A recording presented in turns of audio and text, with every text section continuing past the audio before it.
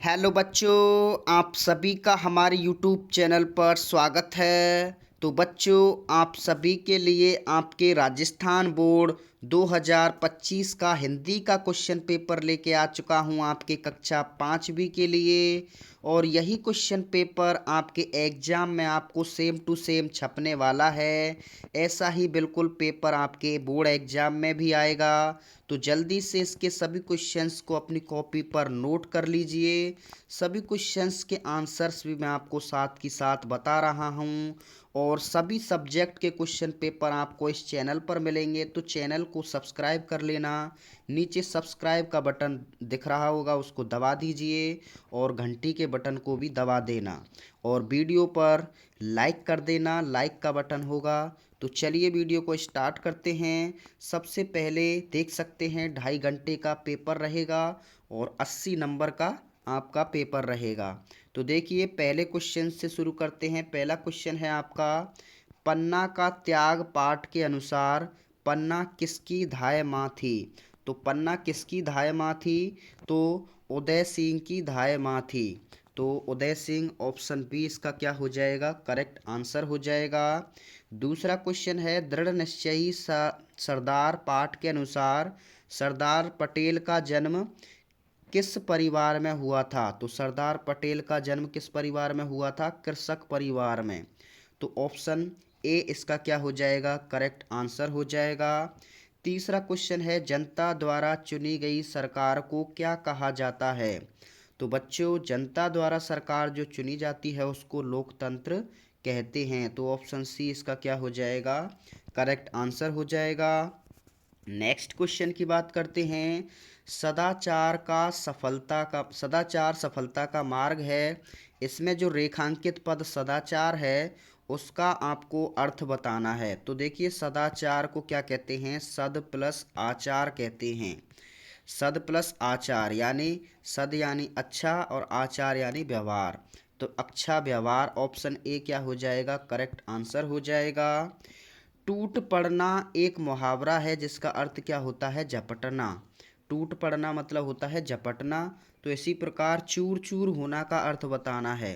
तो चूर चूर होना का अर्थ क्या होता है, बिखर जाना।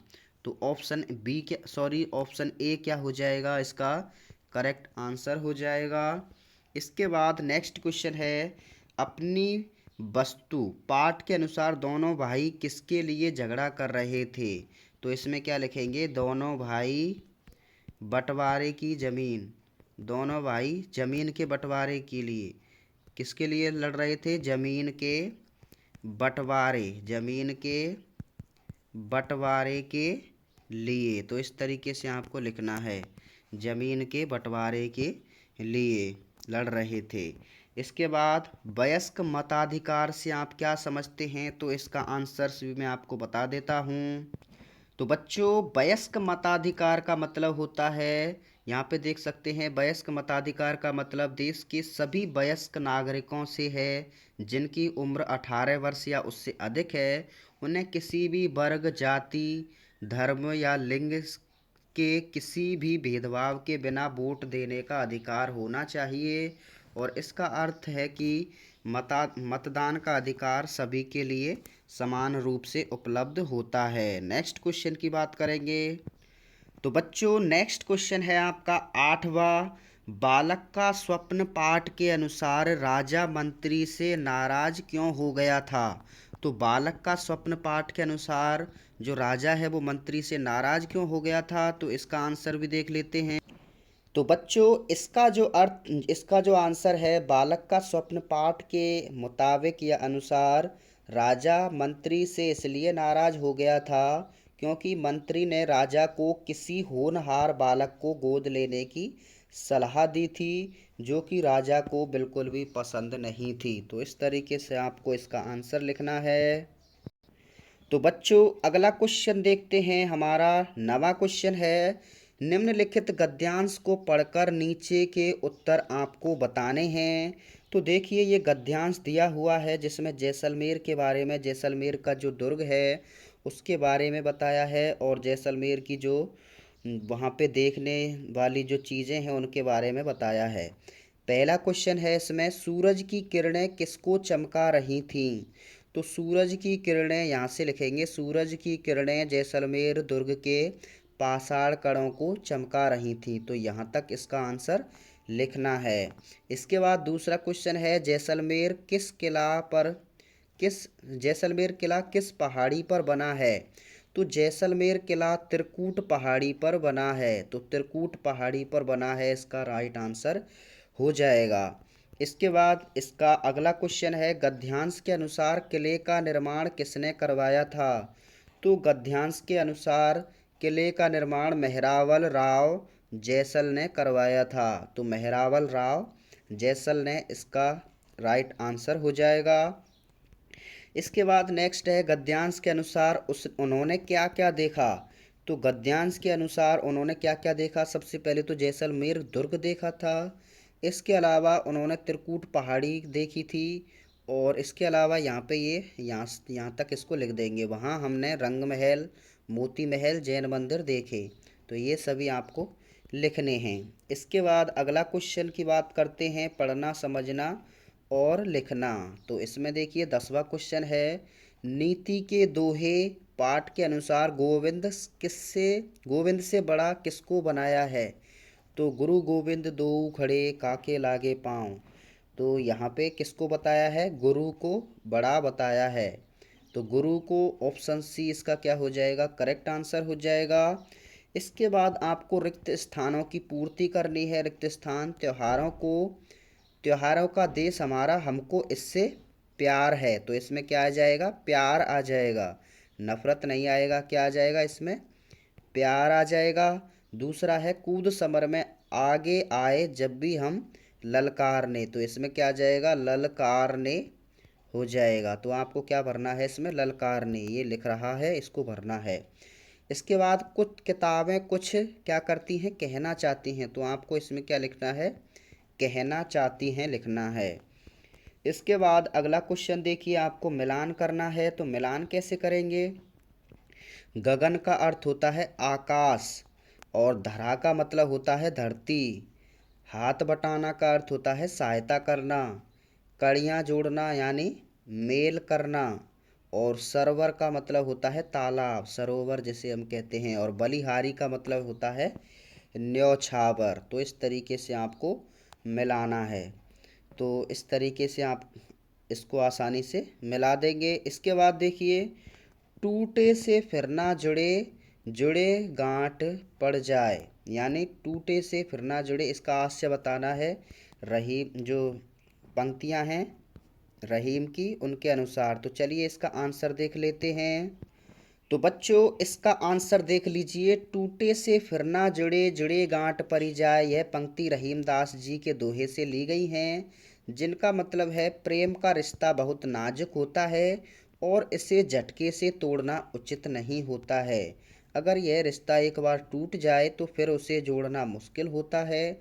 अगर जुड़ भी जाए तो उसमें गांठ पड़ जाती हैं या बनी रहती हैं। तो इस तरीके से आपको लिखना है। अगला क्वेश्चन बच्चों, अगला क्वेश्चन है आपका व्यवहारिक व्याकरण। इसमें आपको व्याकरण से संबंधित क्वेश्चन दिए हैं।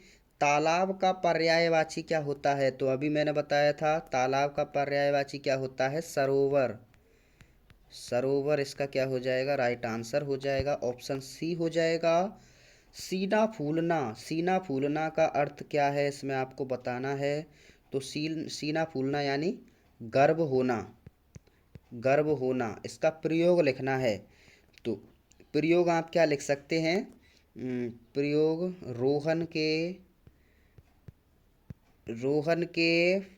क्लास में प्रथम आने पर, रोहन के क्लास में प्रथम आने पर उसके पिता का सीना, ऊपर लिख देता हूँ, सीना फूल गया।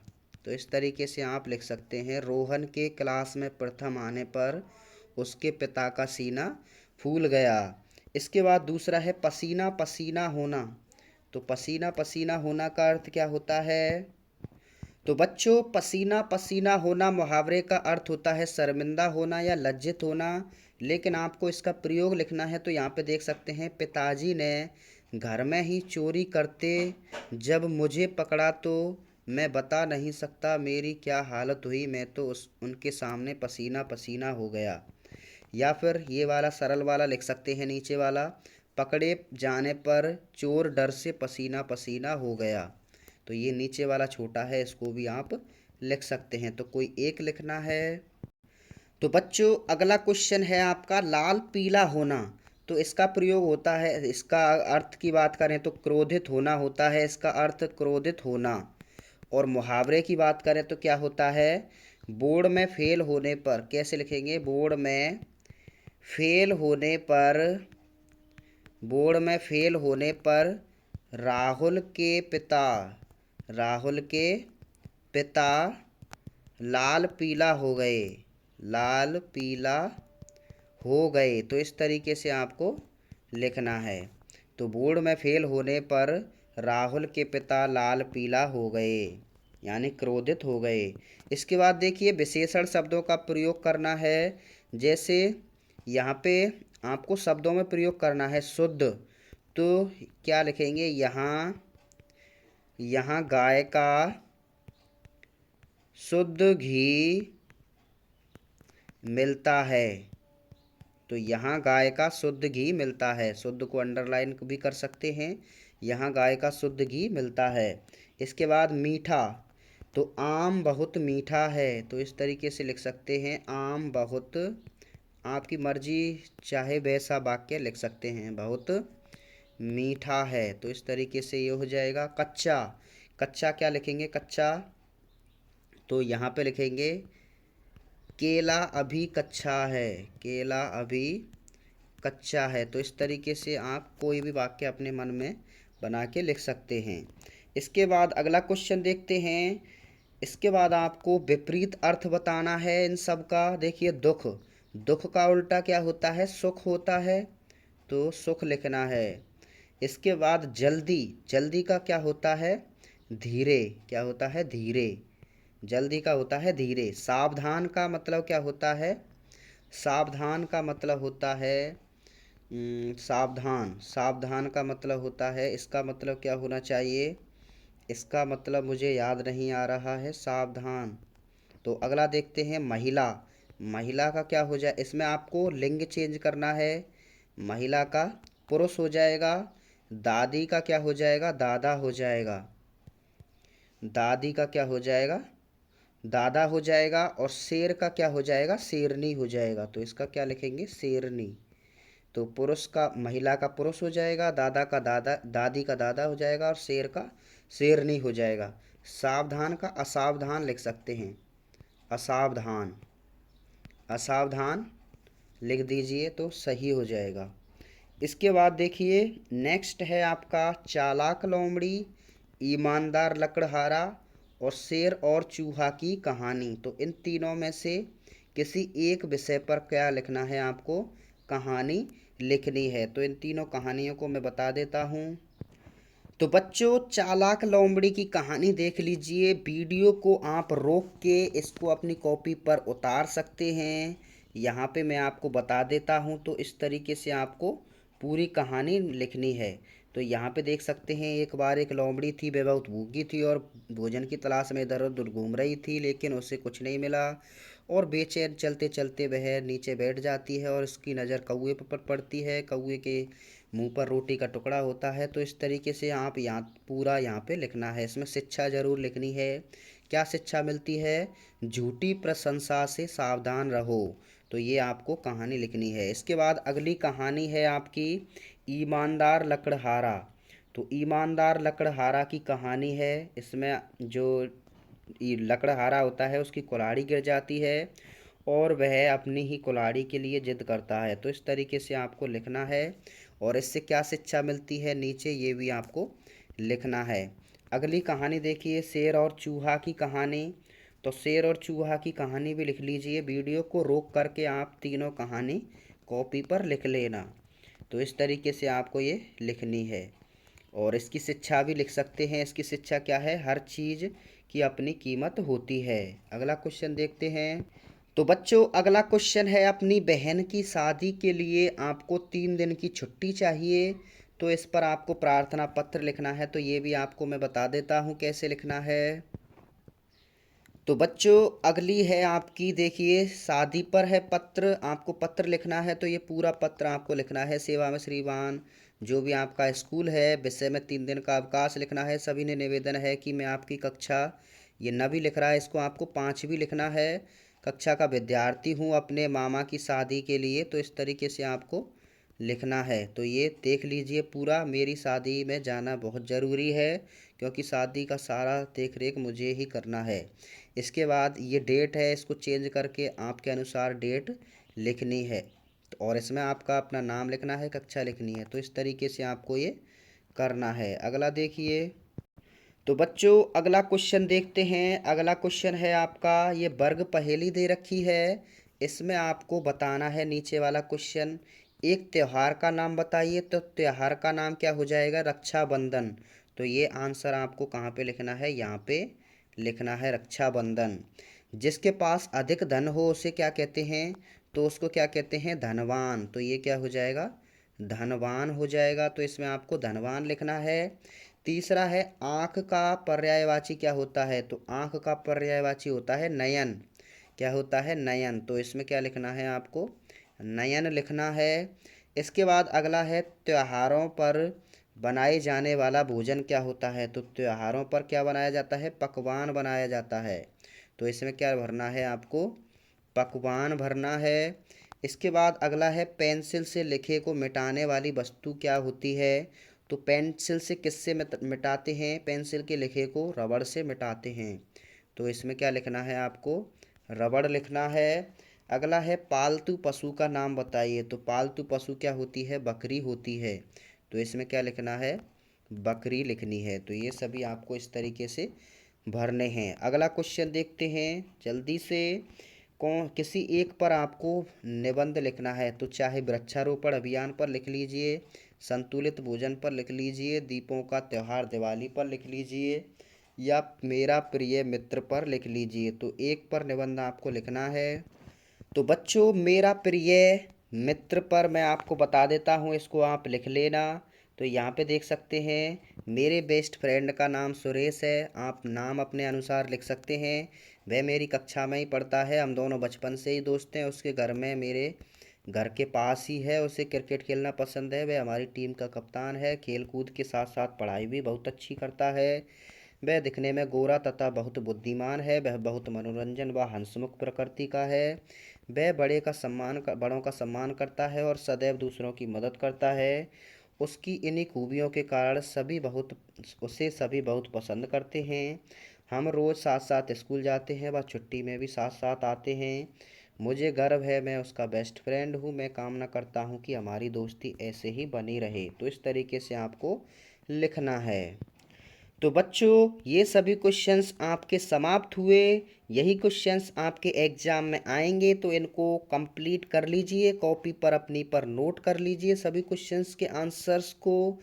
और सभी क्वेश्चन पेपर आपको इस चैनल पर मिलेंगे। तो नीचे चैनल पर सब्सक्राइब का बटन लग रहा है, उसको दबा दीजिए, और घंटी का बटन है उसको दबा दीजिए, ताकि नोटिफिकेशन पेपर का आपको पहुंच जाएगा। तो जल्दी ही मिलते हैं, लाइक कर देना वीडियो को। Thank you.